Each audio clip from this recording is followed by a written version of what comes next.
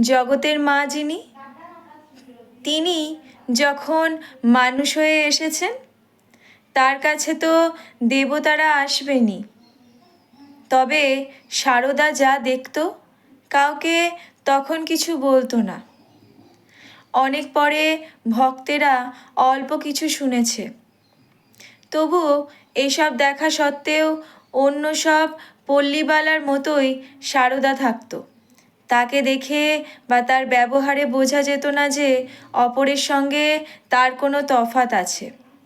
তা মানুষ হয়ে এলেই বা তিনি না চেনালে কেউ কি তাকে চিনতে পারে? ছোটবেলায় কেন, পরেই বা তাকে দেখে কে কজন চিনেছে?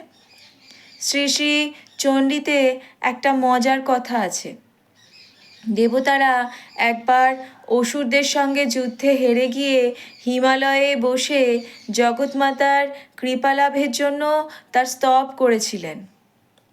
তখন জগৎজননী তাদের পার্বতী রূপে দেখা দিলেন। গঙ্গা স্নানের পথে দেবতাদের কাছে এসে জিজ্ঞেস করলেন, তোমরা কার স্তব করছো গো? দেবতারা তাকে দেখেও জগৎমাতা বলে চিনতে পারলেন না।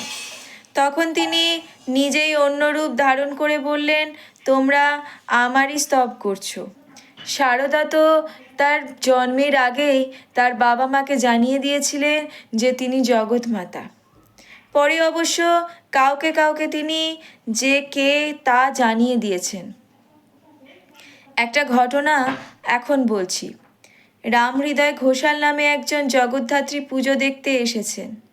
পুজোর মণ্ডপে গিয়ে দেখেন সারদা দেবী জগদ্ধাত্রী প্রতিমার সামনে বসে ধ্যান করছেন।